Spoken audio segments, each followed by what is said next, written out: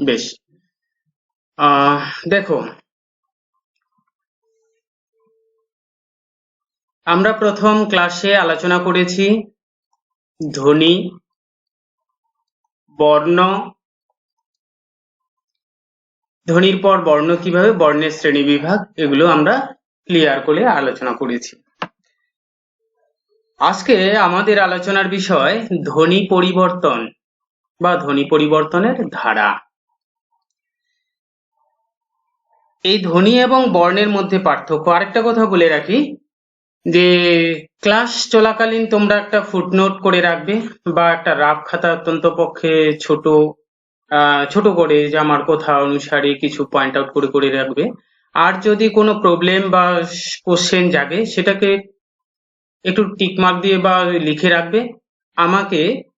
আমি ক্লাসের শেষের দিকে যে সময়টা দিব সেই সময়টাতে সেই কোশ্চেনগুলো আমাকে করবে, মাঝখানে সেভাবে করবে না। ওকে, লিখে রাখলে সেটা তাহলে পরে বলতে পারবে। আচ্ছা, তো আমাদের আজকের আলোচনার বিষয় হলো ধ্বনি পরিবর্তনের কারণ বা ধারা।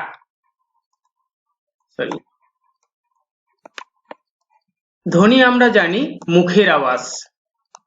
মুখের বলতে তোমার বাকযন্ত্রের আওয়াজ, সেটা তোমরা জানো। এই যে মুখের আওয়াজটা কিভাবে পরিবর্তন হয়, এই পরিবর্তনের কারণ এবং পরিবর্তনের ফলে কি ধরনের একটা শব্দ গঠিত হয় সে সম্পর্কে আমরা জানবো। যেমন 2013 সালে একটা প্রশ্ন এসেছে এরকম করে যে নিচের কোনটি স্বরলোপের উদাহরণ। স্বরলোপের উদাহরণ আমরা শব্দটা একটু পরে জানবো। স্বরলোপ, স্বর মানে স্বরধ্বনি, স্বর বর্ণগুলোর মধ্যে থেকে সেটা কিভাবে লোপ, লোপ মানে লুপ্ত বা হারিয়ে যাওয়া, কিভাবে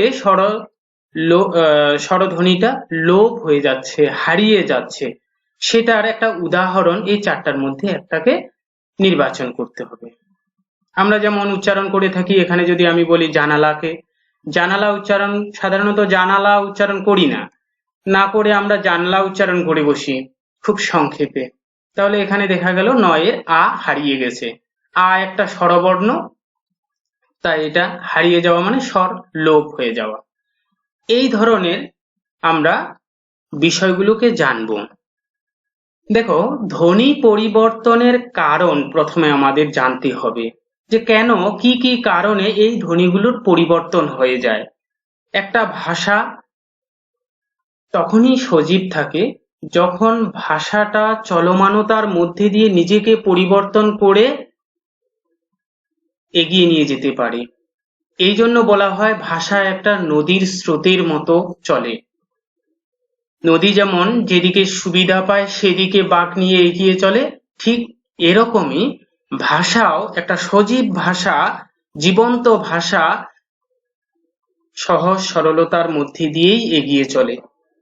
তোমরা যদি বাংলা ভাষার প্রথম থেকে শেষ পর্যন্ত দেখো, বর্তমান পর্যন্ত দেখো, তাহলে দেখতে পাবে নানা পরিবর্তনের মধ্যে দিয়ে সরলীকরণ হতে হতে বর্তমানে সেই আধুনিকতম রূপটি লাভ করেছে। সেই পরিবর্তনের ধারা সম্পর্কে আমরা আজকে জানব। শুরুতে বলে রাখি, ধ্বনি পরিবর্তনের বা ধ্বনি তত্ত্ব আলোচনা করতে গিয়ে ভাষা বিজ্ঞানের একটা শাখা রয়েছে, তার নাম বর্ণনামূলক শাখা। আমি তোমাদের সোর্সটার কোথাও বলে দিই। এই ভাষা বিজ্ঞান শব্দটা বর্তমানে পাবে তোমার ক্লাস 12 ভাষা ও শিল্প সংস্কৃতির ইতিহাসের প্রথম চ্যাপ্টারে। দেখো, প্রথমে ব্যাকরণ হিসাবে আমরা আলোচনা করে থাকি ভাষাকে সুসংগঠিতভাবে, শুদ্ধভাবে বা বিশুদ্ধভাবে শেখার জন্য বা পড়ার জন্য। ব্যাকরণটাকে আরো সুসংগঠিত করে নাম দেওয়া হয়েছিল ভাষা তত্ত্ব। এই ভাষা তত্ত্বে এখানে বেশি সূত্র নিয়ে আলোচনা করা হয়ে থাকে। তারপরে ভাষাতাত্ত্বিকরা নামকরণ করেছে ভাষা বিজ্ঞান। ব্যাকরণ এবং ভাষা তত্ত্বে বিশেষ করে ভাষার নানান ধরনের রূপ, কাঠামো, এগুলোকে তাত্ত্বিক দিক থেকে আলোচনা করা হয়েছে এবং ভাষা বিজ্ঞানে সাধারণত মুখের ভাষাকেই বেশি করে প্রাধান্য দেওয়া হয়েছে। এই ভাষা বিজ্ঞানের একটা বিশেষ শাখা হলো বর্ণনামূলক শাখা। তোমরা হয়তো জানো ঐতিহাসিক, তুলনামূলক, বর্ণনামূলক, এই 3 ধরনের একটা প্রধান শাখা রয়েছে ভাষা বিজ্ঞানে। তার মধ্যে বর্ণনামূলক হলো অন্যতম। এখানে বর্ণনা হিসেবে সমস্ত বিষয় আলোচনা করা হয়। এই বর্ণনামূলক ধারায় বা শাখায় ধ্বনি পরিবর্তনের কারণ হিসেবে 2টাকে বিশ্লেষণ করা হয়েছে। একটা সাধারণ ধ্বনি পরিবর্তন, অর্থাৎ সহজেই ধ্বনিটা পরিবর্তন হয়ে যায়। এইখানে বাক ব্যবহারে বিশেষ অর্থ পার্থক্য ঘটে না। বাক ব্যবহারে বলতে এখানে বলা হচ্ছে মুখের কোথায়, বাক থেকে বাক যন্ত্র এটা রয়েছে, মুখের কোথায় তেমন অর্থ পার্থক্য ঘটে না। সাধারণত এখানে বাহ্যিক কারণগুলোকে ধরে নেওয়া হয়। আর ব্যাকরণ সম্মত ধ্বনি পরিবর্তন বলতে এখানে পরিবর্তনের পিছনে ব্যাকরণের প্রভাব রয়েছে। এখানে অর্থ পার্থক্য ঘটতে পারে, তবে সব জায়গায় অর্থ পার্থক্য ঘটে না। এই 2টা কারণ বিশেষভাবে উল্লেখযোগ্য। এই 2টা কারণের উপর নির্ভর করে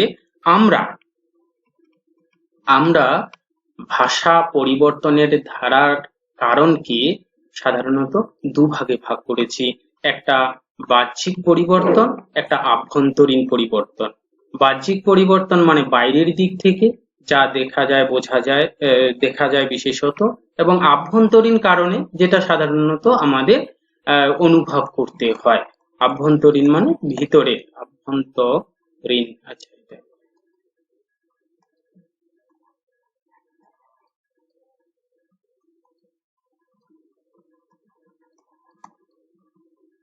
আবার লিখলাম। আচ্ছা, আভ্যন্তরীণ পরিবর্তন বলতে বলছি আমি, এখানে লেখা রয়েছে মানে ভিতরের, অর্থাৎ একেবারে একটা বিশেষ অবস্থান, কারণ, পরিবেশ প্রতিবেশ অনুসারে সেগুলোর পরিবর্তন হয়। আমরা প্রথমে জেনে নিই যে বাহ্যিক কারণ।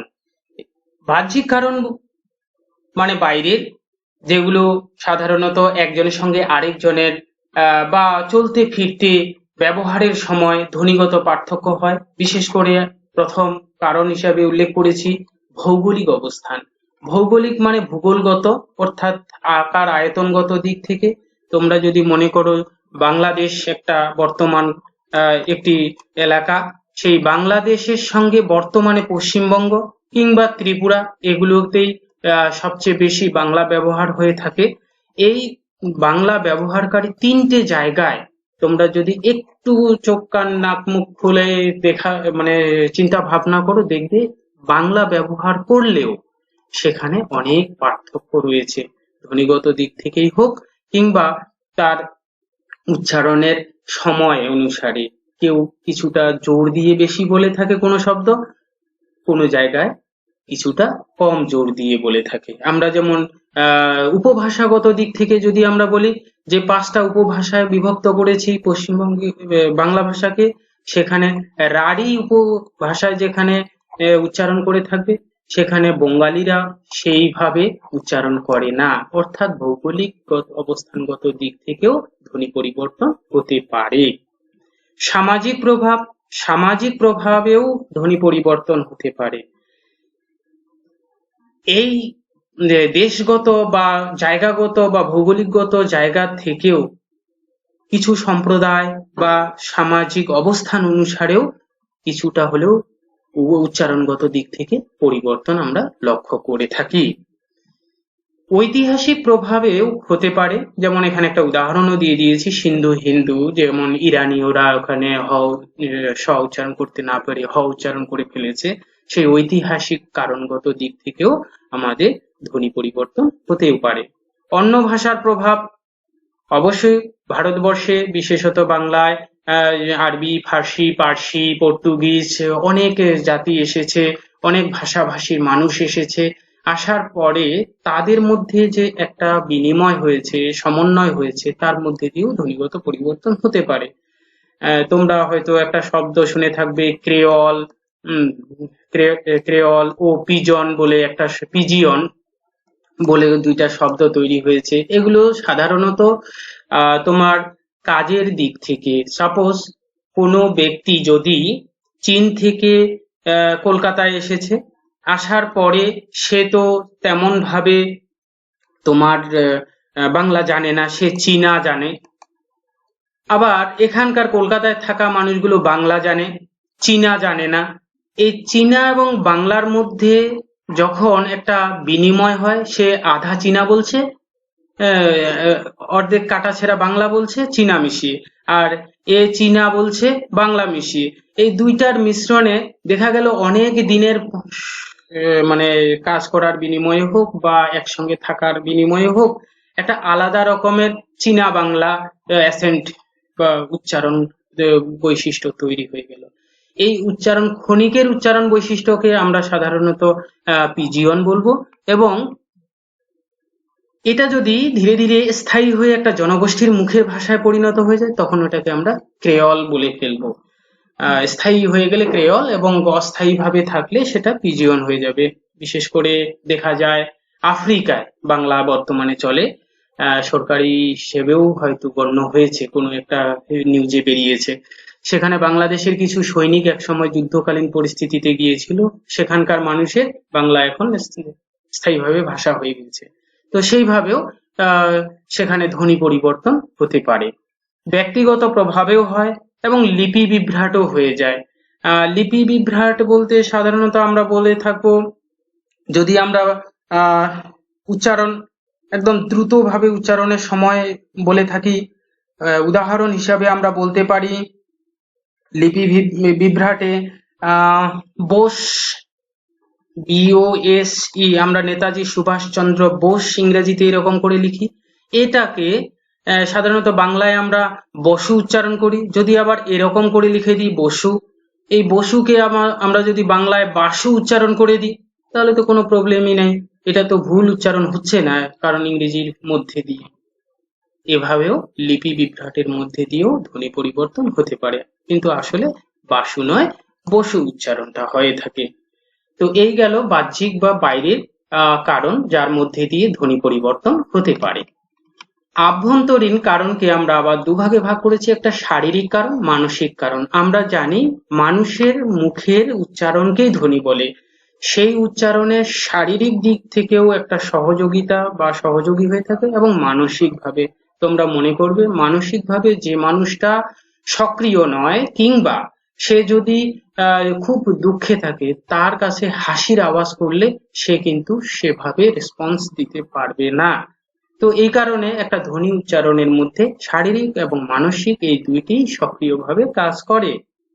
তাহলে শারীরিক দিক থেকে বাকযন্ত্রের ত্রুটি বা আরামপ্রিয়তার মধ্যে দিয়েও আমরা তোমার ধ্বনি পরিবর্তন ঘটাতে পারি, অর্থাৎ কষ্টকর একটা উচ্চারণ রয়েছে, কিংবা যারা একটু তোতলা, জিভ খাটো হয়ে থাকে, দেখবে সে স্পষ্টভাবে যতই উচ্চারণ করতে চাক না কেন সেই স্পষ্ট উচ্চারণ করতে পারবে না, কিছুটা হলেও একটু বিকৃত বা ধ্বনিগত পরিবর্তন আসবে।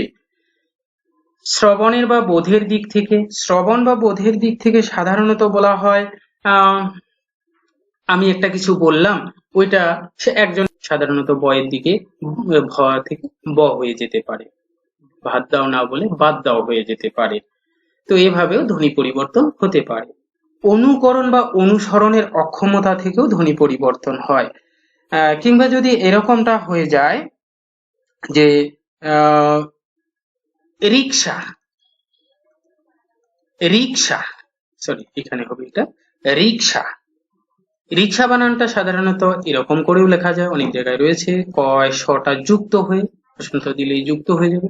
রিক্সাকে অনেকে রিস্কা বলে থাকে, শটাকে আগে দিয়ে করে, কারণ এখানে ইংরেজি শব্দটা হয়তো সে উচ্চারণ অনুসরণ করতে পারলো না ভালোভাবে, সেটা এটার সঙ্গে ত্রুটি বা শ্রবণের কারণের সঙ্গে যুক্ত করা যেতে পারে। এভাবে ধ্বনি পরিবর্তন হয়। আরেকটা কারণ হিসেবে আমরা উল্লেখ করতে পারি দ্রুত উচ্চারণের ত্রুটি থেকে। দ্রুত উচ্চারণে মানুষ যতদিন যাচ্ছে যন্ত্রের সঙ্গে তাল মিলিয়ে চলতে চলতে দ্রুত অস্থিরতা বেড়ে যাচ্ছে, সেই দ্রুততা বা অস্থিরতা থেকেও আমাদের কিছুটা হলেও ধ্বনি পরিবর্তন হয়। যেমন আমি যদি বলে থাকি উদাহরণ হিসেবে তোমার কোথায় যাবে, এরকম একটা বড় রকমের বাক্য বলতে হবে আমাকে, এটা না বলে কেউ বলে যাবে, এত দ্রুত ভাবে উচ্চারণ করছি যে সেটা সংক্ষিপ্ত হয়ে একসঙ্গে লেগে যাচ্ছে। তোমরা যদি চট্টগ্রামের দিকে বাংলা উচ্চারণের প্রভাবটা দেখো, তাহলে বাংলা সেভাবে তোমরা বুঝতেই পারবে না। তার মূল কারণ হলো বাংলাকে ওরা এতটাই সংক্ষিপ্ত করে দ্রুত উচ্চারণ করে ফেলে, মনে হচ্ছে যেন তারা রাখাইন অঞ্চলের কিছু ভাষা বলে ফেলছে। তো এটার ফলেও ধ্বনি পরিবর্তন হতে পারে। অল্প আয়াস বা আরাম প্রবণতা, এই আরাম প্রবণতা মানুষের একটা বৈশিষ্ট্য, অন্যতম বৈশিষ্ট্যে পরিণত হয়েছে। জিভকে অতটা প্রেসার দিয়ে একটু জোরে এদিক ওদিক ঘুরিয়ে উচ্চারণ করাতে চায় না, খুব সহজে উচ্চারণ করাতে চায়। সেই দিক থেকেও ধ্বনি পরিবর্তন হতে পারে। যেমন কর্ম যদি উচ্চারণ করি, এই কয়ের রটা উচ্চারণ করতে গিয়ে জিভকে একটু বেশি খাটনি করতে হয়। তো বেশি খাটনি না করিয়ে আমরা বলে ফেলি তোমার কম্ম নাই না, বা তুমি কি কম্ম হারিয়ে ফেললে। তো এইভাবেও আমরা ধ্বনি পরিবর্তন করতে পারি বা ধ্বনি পরিবর্তন হতে পারে। তাহলে আমরা দেখলাম আমাদের শারীরিক এক অক্ষমতা বা শারীরিক অসুবিধার কারণেও নানাভাবে ধ্বনি পরিবর্তন করে থাকি। এটা পুরোপুরি ধ্বনির উপর আলোচনা করা হচ্ছে। যদিও আমরা কর্ম এভাবে উচ্চারণ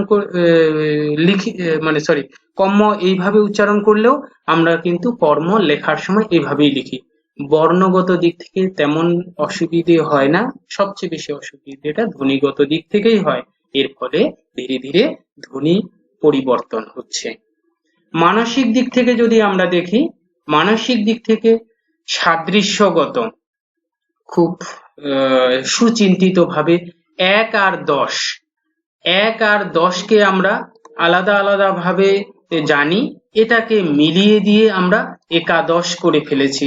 এটা সাধারণত সন্ধিগত দিক থেকে তৈরি করেছি। তাহলে সেই জায়গায় দাঁড়িয়ে এখানে সাদৃশ্য যেহেতু মিল রয়েছে ১ আর ১০, সেটাকে বেশ সুন্দর করে বুদ্ধি খাটিয়ে মন বা মানসিকতাকে কাজে লাগিয়ে একাদশ বানিয়ে দিয়েছি। সেই সাদৃশ্যগত দিক থেকেও ধ্বনিটা পরিবর্তন ঘটেছে। লোক নিরুক্তির ফল, লোক নিরুক্তি বলতে বোঝানো হচ্ছে চলমান কথা, মানুষজন বলতে থাকে যেগুলো, সচরাচর যেগুলো মানে বাগধারা বা প্রবাদ প্রবচন এই ধরনের আলাপ আলোচনা, এক কথায় লোক সাহিত্যগত দিক থেকে মানুষগুলো যেরকম সাধারণভাবে বলে থাকে, সেই জায়গা থেকেও ধ্বনি পরিবর্তন ঘটে থাকে। লোক নিরুক্তি মানে লোকের মুখে মুখে কথা, প্রচলিত কথা, যদি আরো সহজভাবে বলতে চাই। কিছু অপরিচিত কথা রয়েছে, যে কথাগুলো মানুষ মুখে মুখে পরিবর্তন করে ফেলেছে। যেমন বিশেষ করে হসপিটাল, এটা তো আসলে একটা ইংরেজি শব্দ, হসপিটাল। এই যে ইংরেজি শব্দটা বেশি ব্যবহার হয়েছে, আর মানুষজন সেটা নিজের মতো করে এদিক ওদিক ব্যবহার করে ফেলেছে। এখানে চন্দ্রবিন্দু বলবে হসপিটাল, হাসপাতাল করে ফেলেছে। এটা কিন্তু মানুষের মুখে মুখে প্রচলিত হয়েই ধ্বনিগত দিক থেকে স্থায়িত্ব লাভ করেছে। যেমন আর্ম চেয়ার, আসলে প্রকৃত শব্দ আর্ম চেয়ার, এটা ইংরেজি শব্দ। এই আর্ম চেয়ারও পরবর্তীকালে আরামকে দ্বারা হয়েছে, অর্থাৎ এই চেয়ারে মানুষ বসে আরাম অনুভব করেছে, আরাম অনুভব করতে গিয়ে বলছে যে এটা আর্ম চেয়ার, তো এটার নাম আজকে থেকে আরামকে দ্বারা বা আরাম চেয়ার। হ্যাঁ, কোথায় বসেছিস? আরাম চেয়ারে বসেছি। এইভাবে করতে করতে সেই কথাগুলো প্রচলিত হয়েছে। এখানে যদি আমি আরেকটা কথা বলি, বর্তমানে হিন্দু সম্প্রদায়ে অনেক জায়গায় শুনেছি, তোমরা শুনেছো কিনা জানি না, যে প্রসাদ নেওয়ার সময় অনেকে বলে যে কি কি পাও, যেন বলে যে প্রসাদ নাও না বলে প্রসাদ পাও, সেবা নাও, এরকমও বলে থাকে। তো এইভাবে যদি শব্দটা প্রচলিত হতে থাকে, সেভাবেও শব্দটা একটা আলাদা রকমের পরিবর্তন আসবে। সেটা লোক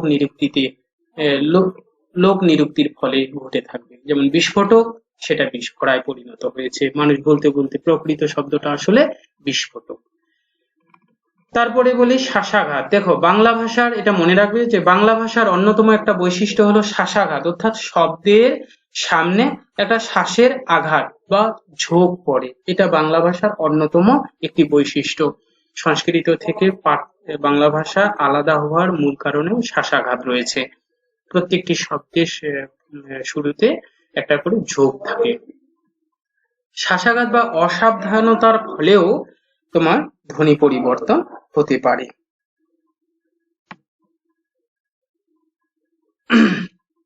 যেমন আমি যদি একটা উদাহরণ দিতে পারি, আসলে প্রকৃত শব্দ একটা গামোছা, একদম স্ট্যান্ডার্ড শব্দ, কিন্তু আমরা গামছা গামছা এরকম ভাবে উচ্চারণ করে থাকি, অর্থাৎ গাম গাম গামছা। এই যে শাসাঘাত বা ঝোঁক পড়ছে বা অসাবধানতাবশত আমরা ওকারটাকে ছেড়ে দিচ্ছি, এর ফলেও ধ্বনি পরিবর্তন হয়ে যাচ্ছে। বিশুদ্ধি প্রবণতার জন্য, বিশুদ্ধি মানে একদম শুদ্ধতা, সঠিক, ওটাকে খারাপ মনে হচ্ছে, ওটাকে আমরা একটু শোধন করে নেব, এই মানসিকতা থেকেও ধ্বনি পরিবর্তন হতে পারে। যেমন অনেকে একটা খারাপ শব্দ দিয়ে নামকরণ করা হয়েছে প্রাচীনকাল থেকে, সেই খারাপ শব্দটা অনেকে উচ্চারণই করছে না, না করে সেটার একটা নতুন করে নামকরণ করে দিয়েছে তারা। ধীরে ধীরে সেটাকে সেই ধ্বনিটাই বা সেই শব্দটাই ব্যবহার হওয়া শুরু হয়ে গেল, মানুষের মুখে মুখে প্রচলিত হয়ে গেল। সেটাও তোমার ধ্বনি পরিবর্তনের মূল কারণ হতে পারে। যেমন একটা উদাহরণ হিসাবে দিতে পারি, বেনেগাঁও। বেনেগাঁও শুনতে একটু খারাপ লাগছে, ওটাকে বাণীগ্রাম করে দেওয়া হয়েছে। এটা একটু প্রচলিত শব্দ, এই দিক থেকে বেনেগাঁওকে বলে দেওয়া হয়েছে বাণীগাঁও। আমি আসামের দিকে একটা গ্রামের নাম শুনেছি, একটা সংবাদ মাধ্যম থেকেই শুনেছি। সেই গ্রামের নাম কেউই উচ্চারণ করে না, আমি উচ্চারণ করছি না। বর্তমানে সেই নামটাকে পরিবর্তন করার জন্য সেখানকার মানুষজন উঠে পড়ে লাগছে। তো সেটাও বিশুদ্ধি প্রবণতার দিক থেকে সেই শব্দটি পরিবর্তন হচ্ছে। আবেগময়তা বা ভাব প্রবণতা থেকেও ধ্বনি পরিবর্তন হয়ে থাকে। যেমন উদাহরণ হিসেবে আমরা দেখেছি এখানে বাবা, বাবাকে আমরা বাবু বলছি। কিভাবে? আবেগের বশে, ভালোবাসা ভাব, একটু আবেগ ভাব দেখিয়ে আরো একটু আবেগ ঘন পরিবেশ তৈরি করার জন্য বাবাকে আমরা বাবু বলছি, কিংবা কাকাকে কাকু বলছি, হ্যাঁ, ছোট কাকাকে ছোটকা বলছি। এই যে একটা শব্দেরই পরিবর্তন, ধ্বনিগত পরিবর্তন ঘটছে, সেটা আবেগময়তার মধ্যে দিয়ে ঘটছে। এটা মানসিক কারণে ঘটে থাকে। কিংবা অজ্ঞতা, দেখবে অনেকে উচ্চারণ করে থাকে ফর্ম এবং ফ্রমের মধ্যে পার্থক্য সেভাবে করতে পারে না। একটা ফর্ম নিতে গিয়ে অনেকেই আমরাও বলে থাকি মাঝে মধ্যে, ফর্ম দিত একটা, ফর্ম এবং ফর্মের মধ্যে যে একটা পার্থক্য রয়েছে, সেই পার্থক্যটা করতে পারি না। অজ্ঞতাবশতই হোক কিংবা অসাবধানতাবশতই হোক, আমরা সেটাকে ফর্মের মধ্যে গুলিয়ে দিই। হ্যাঁ, এভাবেও ধ্বনি পরিবর্তন ঘটতে থাকে। কুসংস্কার বা অন্ধবিশ্বাসের মধ্যে দিয়েও ধ্বনি পরিবর্তন ঘটে। কুসংস্কার বা অন্ধবিশ্বাস যেমন সমাজে প্রচলিত আছে, বিশেষ করে হিন্দু সমাজে প্রচলিত আছে, গুরুজনদের নাম নারীরা সাধারণত উচ্চারণ করে না। যেমন আমার পরিচিত একজন, তার ভাসুরের নাম হচ্ছে দীনেশ, সে কোনোদিন এ যাবৎ বৃদ্ধা হয়ে যাচ্ছে সে মহিলা, তবুও সে দিন উচ্চারণ করে না, দিন না বলে ওই বার উচ্চারণ করে থাকে। দেখো তো, এইভাবে কি হলো, একটা শব্দ, সেই শব্দের পরিবর্তন বা ধ্বনিগত দিক থেকেও একটা পরিবর্তন আসতেছে। সেভাবেও আরো অনেক রকমের উদাহরণ রয়েছে, ধাপে ধাপে সেভাবেও পরিবর্তন হয়। অন্যমনস্কতা বা অজ্ঞতা বা অসাবধানতা প্রায় একই রকমের কারণ। এই অন্যমনস্কতার ফলেও আমাদের ধ্বনি পরিবর্তন হতে পারে।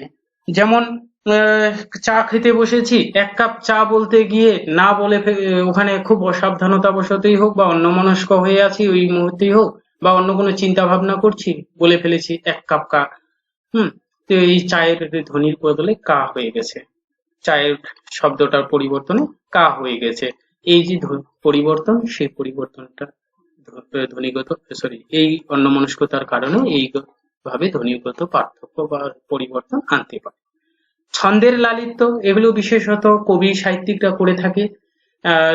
তাদের ছন্দ মিলাতে গিয়ে একটার সঙ্গে আরেকটার ছন্দের সেই লালিত্য, সৌন্দর্য, উচ্চারণের সুর, তাল, লয়, এগুলো মিলাতে গিয়েও তারা ধ্বনিগত পরিবর্তন আনতে পারে। যেমন জন্ম শব্দটি প্রকৃত একটা শব্দ, এই শব্দটা দেখা যাচ্ছে যে এখানে উপরের লাইনের সঙ্গে দল মিলাতে গেলে জন্ম লিখলে সেভাবে ছন্দের সংখ্যা মিলছে না, তখন এটাকে করে দিল জনম। এই যেভাবে যে শব্দের পরিবর্তন আনা হচ্ছে, এই শব্দের পরিবর্তনের ফলেও ধ্বনিগত পার্থক্য তৈরি হতে পারে। বিশেষ করে রবীন্দ্রনাথের গানগুলোতে তোমরা যদি দেখো তাহলে এই ধরনের পরিবর্তন পাবে। তাহলে আমরা দেখলাম ছন্দের ধ্বনির কারণে একটা বাহ্যিক এবং শারীরিক বা মানসিক কারণে ধ্বনির পরিবর্তন হয়ে থাকে। সবচেয়ে বেশি উল্লেখযোগ্য বাকযন্ত্রের ত্রুটি বাহ্যিক দিক থেকে এবং দ্রুত উচ্চারণে ত্রুটি থেকে আমাদের ধ্বনি পরিবর্তন বেশি হয়ে থাকে।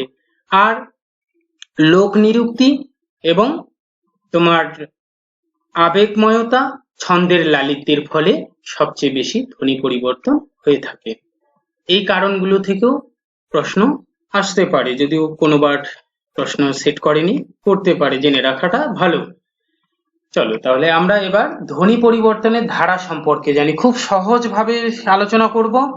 তোমরা একটু হলেও ধ্যান দিয়ে বোঝার চেষ্টা করবে। যদি বুঝতে না পারো কোথাও, তাহলে একটু পয়েন্ট আউট করে ফুটনোট করে রাখবে, আমাকে ক্লাসের শেষে এক এক করে বলবে, আমি ক্লিয়ার করে দেব। অনেকে মনে করে খুবই কঠিন বিষয়টা, তেমন কঠিন বিষয় নয়, খালি তোমাকে 4টা বিষয়কে একটু হলেও চিন্তা ভাবনা করে রাখতে লাগবে, তাহলেই সেই ধ্বনি পরিবর্তনের ধারা একেবারে ক্লিয়ার হয়ে যাবে। 4টা বিষয় কি? ধ্বনির আগমন, ধ্বনি লোপ, রূপান্তর বা সমন্বয়, স্থানান্তর বা বিপর্যাস। ধ্বনির আগমন, আগমন মানে আসে, এই শব্দটার মানে। আর লোপ একটু আগে কোথাও বলেছি, লোপ মানে হারিয়ে যাওয়া বা লুপ্ত হয়ে যায়। আর রূপান্তর মানে একটা থেকে আরেকটা আলাদা হয়ে যায়, মানে আলাদা হয়ে যাওয়া। আর বিপর্যাস বলতে স্থানান্তর ঘটে যায়, স্থানান্তর ঘটে। এই যে 4টা বিষয় রয়েছে, এই 4টা বিষয়ে বা 4টা পদ্ধতিতেই সাধারণত ধ্বনিগুলো পরিবর্তন হয়, এর বাইরে তেমনটা ঘটে না। বাংলা ভাষা সাধারণত ধ্বনি পরিবর্তন সেভাবে হয় না।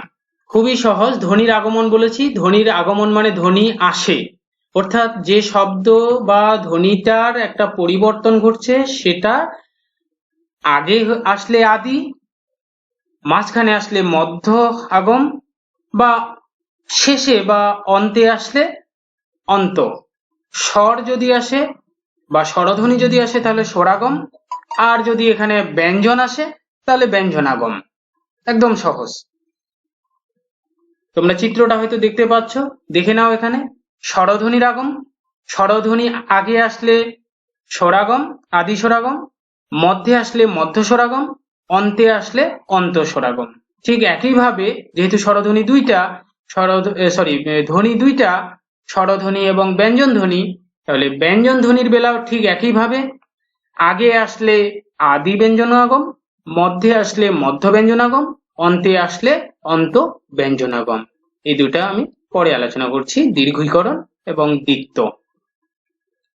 মধ্য ব্যঞ্জনাগমকে, এগুলোকে ব্যঞ্জন ধ্বনিগুলো এসেছে অন্তর্য প ত হ, এগুলো পরে আলোচনা করছি, এটা মধ্য ব্যঞ্জনাগমের মধ্যেই পড়ে। তাহলে খুব সহজভাবে আমরা বুঝতে পারলাম যে স্বরধ্বনির আগমন আগে ঘটলে আদি স্বরাগম, বাস নাম হয়ে যাবে। যেমন প্রশ্ন এরকম করে তৈরি হতে পারে, তোমার স্কুল, এটা কোন ধরনের পরিবর্তন? দেখো আমরা এখানে পাবো সেটাকে স্কুল, মূল শব্দ এটা আসলে, কিন্তু উচ্চারণে এটা এনে ফেলি, অর্থাৎ উচ্চারণ করা দরকার মূলধ্বনি এটা স্কুল, স্কুলের উচ্চারণ স্কুল, অর্থাৎ তোমার এখানে ভাঙলে আমরা পাচ্ছি দন্তাস্য ক উ ল, ওটা লিখলে আমরা আচ্ছা লিখে দিও। আর এটা ভাঙলে আমরা পাচ্ছি স্কুল ই, তারপরে স, তারপরে বাকিগুলো। তাহলে দেখো আমরা এই যে শব্দটা উচ্চারণ করা দরকার ছিল এই ধরনের না করে সামনে একটা ই উচ্চারণ করে বসে আছি আগাম। তাহলে ইটা কি? একটা স্বরবর্ণ বা স্বরধ্বনি। এখানে বর্ণ বলাটা একটু ভুল হবে কারণ এগুলো ধ্বনি নিয়ে উচ্চারণ করছি। এটা স্বরধ্বনি। এই যে স্বরধ্বনিটা কোথায় এসেছে? শব্দের আগে এসেছে। শব্দের আগে যেহেতু এসেছে, আগে মানে আদি, আগে আদি আর আগে একই, এটা ব্যাকরণগত শব্দ হিসেবে আদি ব্যবহার করা হয়েছে। যেহেতু আগে এসেছে তাহলে এটা অবশ্যই আদি স্বরাগম। তাহলে আমরা যদি এই প্রশ্নটাতে দেখি তাহলে আমরা বুঝতে পারবো স্কুল থেকে স্কুল হয়েছে যে ধরনের পরিবর্তন, তাহলে আমরা আদি স্বরাগম বলতেই পারি। উত্তর এটাই হবে। ঠিক একইভাবে যদি আমরা স্ত্রী দেখি, দেখো এখানে মূল শব্দের সঙ্গে হ্রস্বই কোথায় এসেছে? আগে এসেছে, অতএব এটা আদি স্বরাগম। স্টেটের এখানে দেখো এটা আগে এসেছে, তাহলে এটা হয়ে গেল আদি স্বরাগম। তাহলে আমরা উদাহরণটা বুঝতে পারলাম যে একটা ধ্বনি আগে যদি কোনো স্বরবর্ণ এসে যায় বা স্বরধ্বনি এসে যায় তাহলে আমরা তাকে বলবো আদি স্বরাগম। তাহলে আমরা সংজ্ঞাটা নির্ধারণ করতে পারছি। আদি স্বরাগম কাকে বলে? যে ধ্বনি উচ্চারণে আগে বা আদিতে স্বরধ্বনি উচ্চারণ করব তাকে আমরা আদি স্বরাগম বলে। তাহলে আদি স্বরাগমের বৈশিষ্ট্য যদি অপশন হিসেবে দিয়ে দেয় যে সব ধ্বনির আগে স্বরধ্বনি থাকে, অবশ্যই শব্দ বা ধ্বনিটা বা অক্ষরটার আগে কোনো না কোনো ভাবে একটি ধ্বনি উচ্চারিত হবে। তাহলে এটা একটা গুরুত্বপূর্ণ বৈশিষ্ট্য আদি স্বরাগমের। ঠিক একইভাবে আমরা যদি পরেরটাতে যাই, দেখো প্রীতি, প্রথম প্রীতিতে দিয়েছি প্রি, পয়, র, বর্ণ বিশ্লেষণ করছি আগের ক্লাস অনুসারে, তোমরা হয়তো জানো বিষয়টা। প্রি, আচ্ছা এটা দীর্ঘই লিখি, প্রি, তি, তি, হ্রস্বই, এই ধরনের উচ্চারণ হচ্ছে। পরেরটা যখন আমরা ভাঙছি দেখো পিরিতি, পি, প, ই, র, ই, ত, ই। তাহলে আমরা কি দেখলাম? প্রথমে প্রীতি, পিরিতি,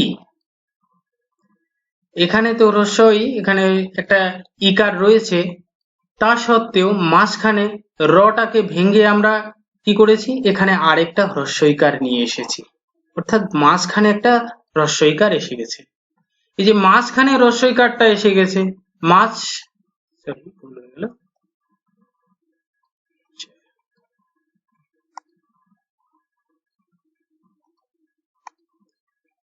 আচ্ছা মাঝখানে যে আমরা হ্রস্বইকার আসলো, এটা একটা স্বরধ্বনি বা স্বরবর্ণ, স্বরধ্বনি।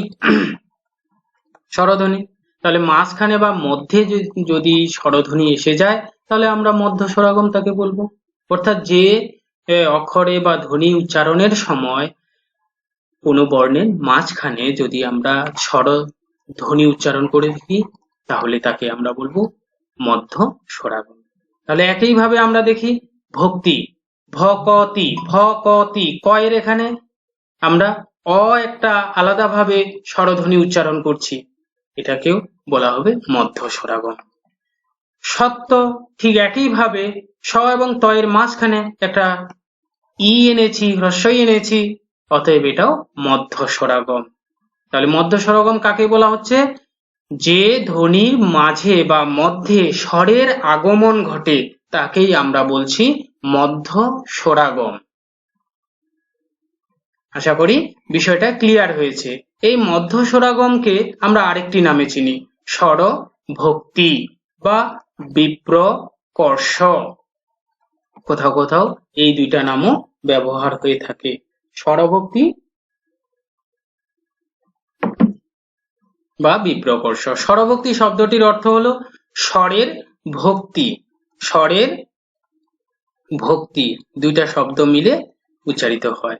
ভক্তি মানে হচ্ছে বিভাজন বা আলাদা, তাহলে স্বরকে আলাদা করা হয়। দেখো আমরা এখানে ভক্তি উচ্চারণ করার সময় এখানে স্বর দিয়ে, স্বরধ্বনি দিয়ে বা স্বরবর্ণ দিয়ে আলাদা করে দিয়েছি, এই কারণে একেই বলা হচ্ছে স্বরভক্তি। যদি সংজ্ঞা আসে স্বরভক্তি কাকে বলে, তাহলে আমরা বলতে পারি যে ধ্বনি উচ্চারণের মাঝে স্বরের আগমনের ফলে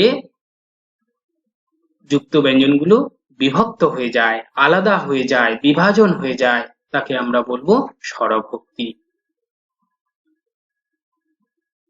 মধ্যস্বরাগম গেল এভাবে। অন্তঃস্বরাগম, অন্ত শব্দের অর্থই আমি একটু আগে হয়তো বলেছি শেষ। একইভাবে শেষে গিয়ে একটা স্বরের আগমন ঘটবে। ল্যাম্প, ল্যাম্প আসলে এখানে শেষে অ আছে। ল্যাম্পের আমি পুরোটা করছি না, বর্ণ বিশ্লেষণ করছি না, সংক্ষেপে বর্ণ বিশ্লেষণ করছি। ময় প এরকমটা আছে। প যেহেতু ব্যঞ্জন বর্ণ, এটাকে যদি স্বরবর্ণ ছাড়া করে দিই তাহলে শেষে অ যুক্ত থাকলো। কিন্তু অ এর বদলে এখানে অ তো যেহেতু শূন্য, এটা অদৃশ্যভাবেই থাকা দরকার। কিন্তু এখানে দেখো ল্যাম্প উচ্চারণের সময় দেখা যাচ্ছে তোমার ওকার একটা আলাদা ভাবে যুক্তই হয়ে গেছে। ল্যাম্প ও যুক্ত হয়েছে, তাহলে এটা একটা স্বরবর্ণ। স্বরবর্ণটা কোথায় এসেছে, সরি স্বরধ্বনি, এখানে ধ্বনি উচ্চারণ করাই শ্রেয়। স্বরধ্বনিটা কোথায় এসেছে, শেষে এসেছে। শেষে এসেছে বলে একে আমরা বলছি শেষ স্বরাগম। সাধারণত ব্যাকরণে শেষ স্বরাগমটা ব্যাকরণগত শব্দ হিসেবে ব্যবহার করা হয় না, অন্ত হিসেবে ব্যবহার করা হয়। অন্ত স্বরাগম, যেমন বেঞ্চ, বেঞ্চি, এখানে হ্রস্বইকার এসে গেছে। এই ধরনের যতগুলো শব্দকে আমরা পাবো উচ্চারণের সময় শেষের দিকে স্বরবর্ণ উচ্চারণ করব, তখন তাকে আমরা অন্ত স্বরাগম বলবো। অর্থাৎ ধ্বনি শব্দের শেষে একটি স্বরধ্বনির আগমন ঘটলে তাকে আমরা বলবো অন্তঃস্বরাগম। তাহলে খুবই সহজ হলো বিষয়টা। আমরা স্বরাগমের দিক থেকে, স্বরধ্বনির আগমনের দিক থেকে তিনটা দেখলাম, একটা আদি, একটা মধ্য, একটা অন্ত। অর্থাৎ স্বরধ্বনির আগমন ঘটে, স্বরধ্বনির আগমন যদি আদিতে ঘটে তাহলে আদি স্বরাগম বলবো। স্বরধ্বনির আগমন যদি মাঝখানে ঘটে তাহলে তাকে আমরা মধ্য স্বরাগম বলবো, এবং স্বরধ্বনির আগমন যদি শেষের দিকে ঘটে তাহলে আমরা তাকে অন্ত স্বরাগম বলবো। ব্যাস এইটুকুই, এর বাইরে এখানে তেমন কিছু জটিলতা নেই। ঠিক একইভাবে আমরা স্বরধ্বনির বদলে যদি ব্যঞ্জন ধ্বনি আলোচনা করি, অর্থাৎ ধ্বনির আগে বা শব্দের আগে যদি ব্যঞ্জনের আগমন হয় তাহলে আমরা তাকে ব্যঞ্জনাগম বলবো বা আদি ব্যঞ্জনাগম বলবো। ঠিক একইভাবে যদি ব্যঞ্জন ধ্বনি মাঝখানে আসে তাহলে মধ্য ব্যঞ্জনাগম বলবো। আবার যদি ব্যঞ্জন বর্ণ ব্যঞ্জন ধ্বনি শেষে বা অন্তে আসে তাহলে আমরা তাকে অন্ত ব্যঞ্জনাগম বলবো। যেমন উদাহরণগুলো আমরা এখানে আলোচনা করি। এখানে হয়তো একটু ভুল লিখেছি, এখানে ব্যঞ্জন হবে, তোমরা সেরকম হলে কারেকশন করে নিও।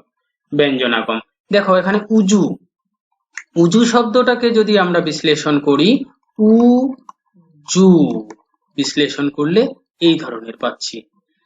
আর রুজুকে যদি আমরা বিশ্লেষণ করি, র উ জ উ এই ধরনের পাচ্ছি।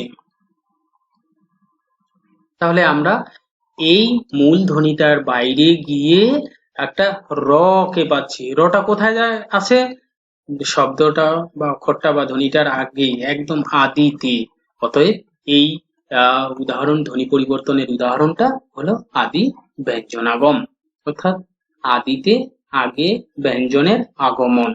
তাহলে আমরা দেখছি ধ্বনি উচ্চারণের সময় শুরুতে যদি কোনো ব্যঞ্জনের আগমন ঘটে বা ব্যঞ্জনের আদিতে বা ধ্বনির পূর্বেই উচ্চারিত হয়ে যায় তাহলে আমরা তাকে আদি ব্যঞ্জনাগম বলবো। ঠিক একইভাবে দেখো উপকথা রূপকথা হয়ে গেছে, অর্থাৎ উয়ের সঙ্গে একটা র যুক্ত হয়ে গিয়েছে। কোথায় হয়েছে, আগে হয়েছে বা আদিতে হয়েছে, কারণ এটা আদি ব্যঞ্জনাগম। ওষ্ঠ, ঠোঁট, এটা ভেঙে একটু আলাদা করে হয়েছে, ও ওকারের সঙ্গে ঠ যুক্ত হয়ে গিয়েছে, সেটাকে আমরা বলছি আদি ব্যঞ্জনাগম। শোনা যাচ্ছে না?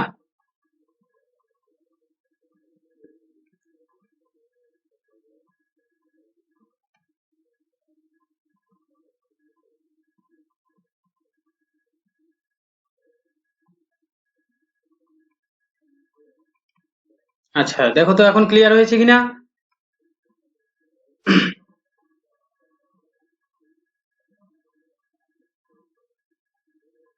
ঠিক আছে না? বেশ, চলো। মধ্য স্বরাগম, এখানে একটু প্রিন্ট টাইপগত ভুল হয়ে গেছে, তোমরা একটু দেখে নেবে, এটা ব্যঞ্জনাগম হবে। হুম, যাই হোক। তাহলে মধ্য স্বরাগম একইভাবে, সরি, মধ্য ব্যঞ্জনাগম, স্বরাগমে